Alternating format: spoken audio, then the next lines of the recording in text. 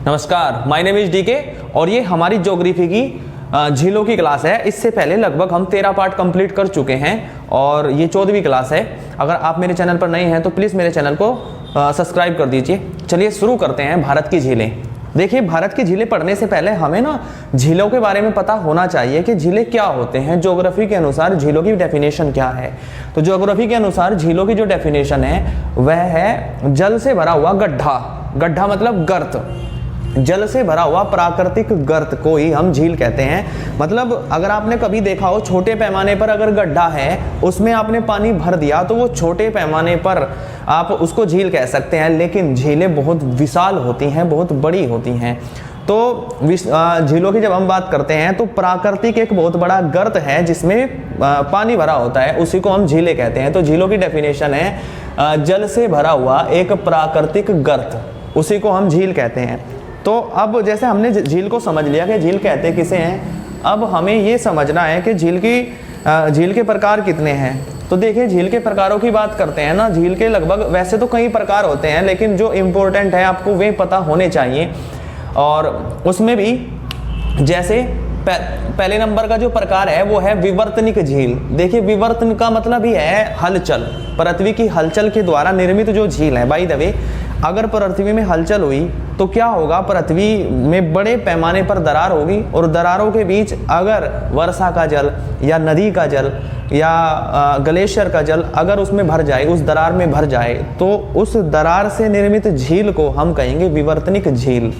तो मैंने यहाँ पे लिखा हुआ ही है कि भूपटल पर भरंसन या दरार के कारण जो निर्मित झील होती है उसी को हम कहते हैं विवर्तनिक झील। और इसका एग्जाम्पल हमें जो देखने को मिलता है, भारत की कौन सी झील विवर्तनिक झील है, तो वुलर झील जो है एक विवर्तनिक झील है। दरार के बीच पानी भरा हुआ है, नदियों के द्वारा लाया हुआ पानी दरारों के बीच भरा हुआ है भ्रंश घाटियों के अंदर। भ्रंश घाटी का मतलब है दीवारों में भ्रंश हो जाना या दरार आ जाना।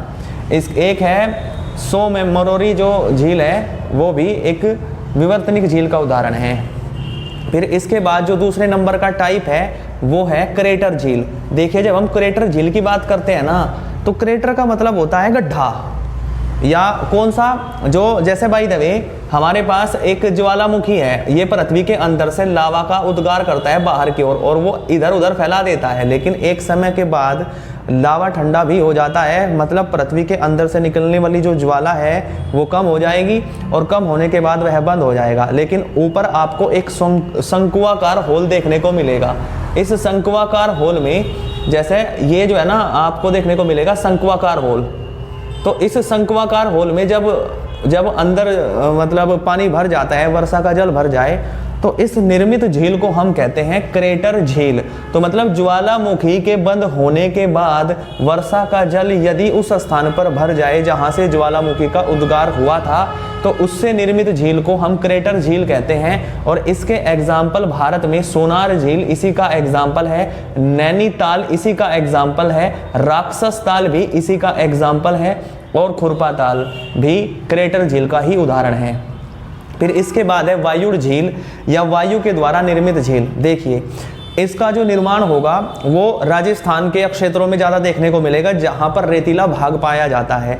जहाँ पर हवाएं तेजी से चलती हैं वे एक कृत्रिम झील का निर्माण करती हैं और बड़े पैमाने पर इनका निर्माण राजस्थान में देखने को मिलता है। तो वायु के द्वारा निर्मित झीलें क्योंकि बालू के कणों को वे बीच में से उठा देती हैं और एक गड्ढानुमा संरचना बन जाती है और उसमें पानी भर जाता है, तो वायु के द्वारा निर्मित झीलों को हम कहेंगे वायुड़ झील। और ये अस्थायी आकार की होती हैं क्योंकि इनका आकार बार बार बदलता रहता है और इनमें जो हवाओं के कारण रेत है बार बार इनमें मतलब हवा के कारण जो है ये भरते रहते हैं, इस वजह से इनको अस्थायी कहते हैं। ये हमेशा एक जैसी नहीं रहती हैं। एक बात ध्यान रखने की है, सांभर झील जो राजस्थान की झील है ये खारे पानी की झील है क्योंकि समंदर का पानी इसमें है और यहाँ पर नमक का उत्पादन बड़े पैमाने पर किया जाता था।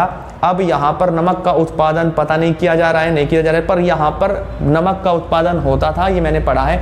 और डिंडवाना एक झील है जो वायुड़ झील है और लोन करसार भी एक जो है वायुड़ झील है, तो ये याद रखने की है।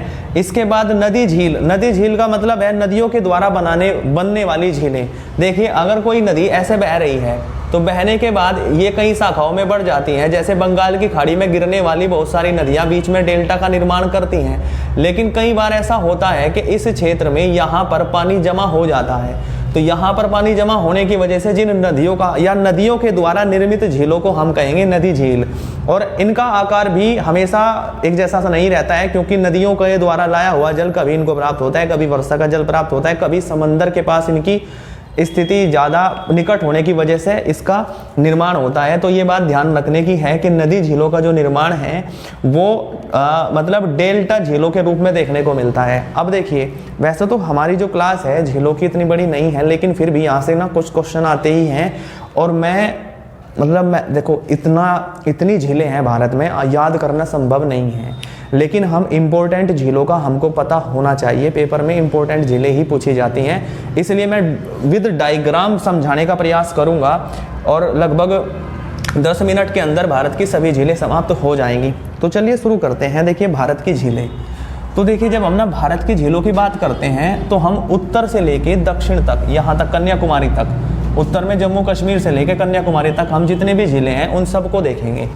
तो जो सबसे पहला उत्तर का राज्य अगर हम देखेंगे तो वो जम्मू कश्मीर है। जम्मू कश्मीर में आपको एक डल झील देखने को मिलेगी और दूसरी है वूलर झील, और ये जो वूलर झील है ये मीठे पानी की सबसे बड़ी झील है भारत की, और ये श्रीनगर में उपस्थित है। तो डल झील और वूलर झील जम्मू कश्मीर में है, ये बात ध्यान रखने की, पहले नंबर, और ये दूसरे नंबर की, तो ये श्रीनगर में है। फिर आप देखोगे तो इसी की साइड से लगा हुआ हमारा एक राज्य है जिसको हम आजकल यूटीज के नाम से जानते हैं, तो ये है लद्दाख। तो लद्दाख में जो झीलें, जो प्रमुख झीलें हैं, वैसे तो बहुत सारी झीलें हैं लेकिन जो आपको पता ही होनी चाहिए, पहली है पेंगोंग सो झील, दूसरी है सो मोरेरी झील। तो पेंगोंग सो और सो मोरेरी झील लद्दाख की झीलें हैं। फिर जब आप नीचे की ओर चलोगे भारत में तो आपको यहाँ पे देखने को मिलेगा हिमाचल प्रदेश। तो हिमाचल प्रदेश में, वैसे देखो मैं क्या कह रहा हूँ, सारी झीलें मैं नहीं लिखवा सकता। अगर आपको ये डायग्राम देखना है तो लुसेंट की बुक में आपको ये इन्फॉर्मेशन मिल जाएगी, मैं केवल वे बता रहा हूँ जो पेपर में पूछी जाती हैं। तो जो ये हमारे पास है हरियाणा में एक है सूरजताल, दूसरी है चंद्रताल, तीसरी है खजियार और चौथी है नाको। तो ये हिमाचल प्रदेश की झीलें हैं, ये बात ध्यान रखने की है। फिर इसके बाद उत्तराखंड, इसी से सटा हुआ राज्य है हमारा उत्तराखंड। ये पहले यूपी का हिस्सा होता था, लेकिन 2000 में ये यूपी से अलग हो गया, और यूपी की जो मतलब उत्तराखंड की 3 झीलें मैंने लिखी हैं। एक है भीमताल, दूसरी है रूपकुंड और तीसरी है सतताल। तो ये उत्तराखंड की झीलें हैं। फिर इसके बाद पंजाब में कोई झील मैंने नहीं लेकर आया हूँ, मुझे कोई इंपॉर्टेंट नहीं लगी इसलिए मैंने नहीं बताई। तो ये है पंजाब, और यहाँ पर आपको इसी से सीमा टच करता हुआ मिलेगा हरियाणा, और ये है यूपी। तो अब हम क्या करेंगे, सबसे पहले अब ना उत्तर पूर्व की झीलों में यूपी की झीलें देख लेते हैं। यूपी में एक ही झील जो सबसे बहुत बार पूछी जाती है यूपी के एग्जाम में, तो ये बहुत इंपॉर्टेंट ही होता है। तो यहाँ पे एक झील का निर्माण किया गया था, ये कृत्रिम झील है, प्राकृतिक नहीं है। देखो झीलों की डेफिनेशन क्या है कि प्राकृतिक रूप से निर्मित गड्ढा या गर्त, उसमें अगर प्रकृति का जल भर जाए या वर्षा का जल भर जाए तो हम उसको झील कहेंगे, लेकिन ये प्राकृतिक रूप से नहीं है, इसका निर्माण किया हुआ है, और ये भारत की सबसे बड़ी कृत्रिम झील भी है। कृत्रिम का मतलब है मनुष्य के द्वारा निर्माण की जाने वाली कोई भी वस्तु, उसी को कृत्रिम बोलते हैं, आर्टिफिशियल। तो ये है गोविंद वल्लभ पंत सागर जो झील है, ये उत्तर प्रदेश की है और ये सबसे बड़ी कृत्रिम झील है। फिर हरियाणा में भी एक झील आपको देखने को मिलेगी। हरियाणा में वैसे तो नदियों का जल प्राप्त होता है, पंजाब में भी तो झीलों की आवश्यकता वहाँ ज़्यादा पड़ती है जहाँ पर जल की उपलब्धता कम हो। तो हरियाणा में जल की ज़्यादा, मतलब पंजाब और हरियाणा में झीलों की ज़्यादा जरूरत पड़ती नहीं है, लेकिन फिर भी हरियाणा की एक झील जो है उसका नाम है सूरजकुंड झील। तो सूरजकुंड झील ये हरियाणा की झील है, इंपॉर्टेंट है, बस याद रखना एक ही है। इसके बाद हम क्या करेंगे, पूर्वोत्तर भारत की और रुख करेंगे। देखिए पूर्वोत्तर भारत में ना जब हम ये बात करते हैं तो ये बांग्लादेश है, और बांग्लादेश से ही सीमा लग रही है हमारे पूर्वोत्तर भारत की। और जब हम ना इसकी बात करते हैं, यहाँ पे ये पश्चिम बंगाल है, इससे जो सीमा लग रही है ये पश्चिम बंगाल की, ये है सिक्किम। तो ये जो सिक्किम राज्य है ना, तो सिक्किम की जो अधिकतर पहली बात तो ये ना भारत का हिस्सा नहीं था। 1975 में भारत में इसको अर्जित कर लिया, या भारत में इसने विलय कर लिया 1975 में। और हम ना इसकी झीलों के बारे में बात करते हैं, तो झीलों की जब हम बात करते हैं तो देखिए ये जो थंब है भारत का थंब, इसी को ना सिक्किम के रूप में आप देखोगे मैप में, यहाँ पे 2 झीलें इंपॉर्टेंट हैं, एक है सुंगमो झील, एक है खेचियो पालरी झील। तो 2 झीलें हैं जो सिक्किम में हैं। फिर इसके बाद अगर आप देखो तो यहाँ पे वैसे अरुणाचल प्रदेश, आपको यहाँ जो उत्तर पूर्व का प्रदेश है अरुणाचल प्रदेश, यहाँ पे बीच में आपको असम देखने को मिलेगा, लेकिन इसकी झीलें मैं नहीं लाया हूँ। मैं झीलें जो लेके आया हूँ वो मणिपुर की लेके आया हूँ, क्योंकि यही प्रश्न पूछा जाता है। ये मणिपुर है और ये है त्रिपुरा। तो जो हमारे पास मणिपुर है, मणिपुर की एक झील है जिसका नाम है लोकटक झील।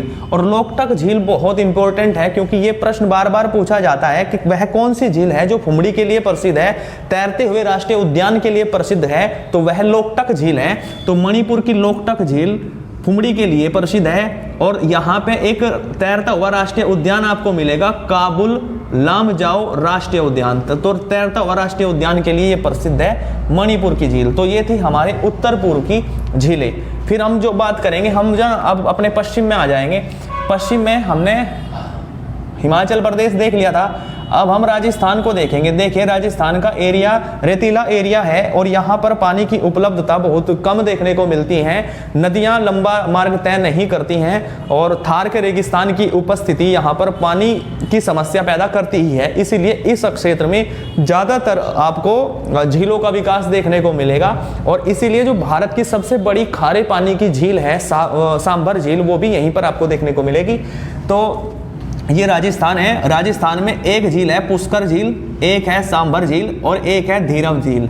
बस ये बात ध्यान रखने की है कि यहीं पर एक प्रश्न ये आता है कि मतलब किस शहर को झीलों का नगर कहा जाता है, तो उदयपुर को झीलों का नगर कहा जाता है। बस ये ध्यान रखने की बात है कि उदयपुर झीलों का शहर कहा जाता है। और फिर हम राजस्थान की बात कर रहे हैं तो उसमें मैंने बता ही दिया कि सांभर झील है, पुष्कर झील है और धीरव झील है। और जो सांभर झील है ना, ये खारे पानी की भारत की सबसे बड़ी झील है। खारे पानी की सबसे बड़ी झील होने के साथ साथ यहाँ पर नमक का उत्पादन होता था, बड़े पैमाने पर होता था, और समुद्र से इसकी निकटता भी आपको देखने को मिल रही है।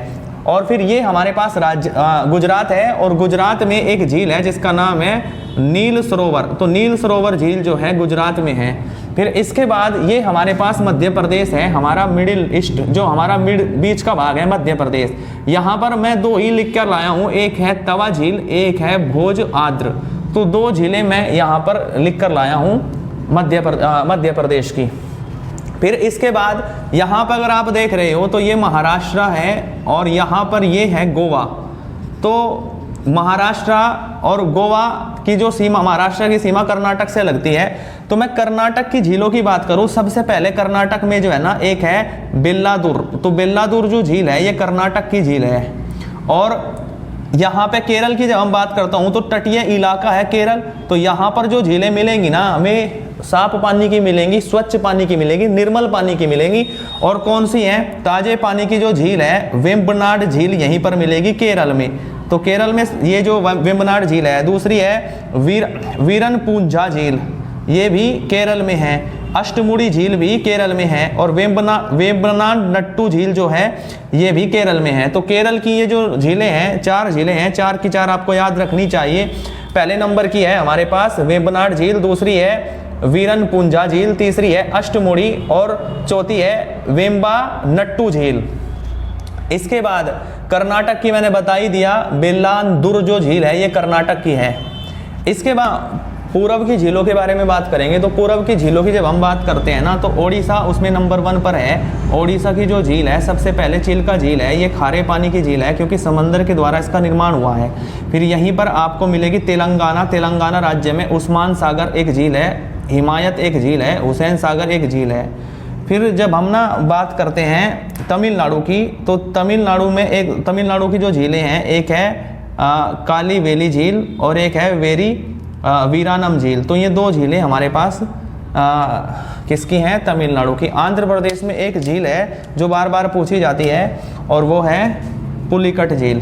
तो पुलिकट झील भी आंध्र प्रदेश में आपको देखने को मिलेगी। तो ये हमारे पास जो था वो झीलों की क्लास थी।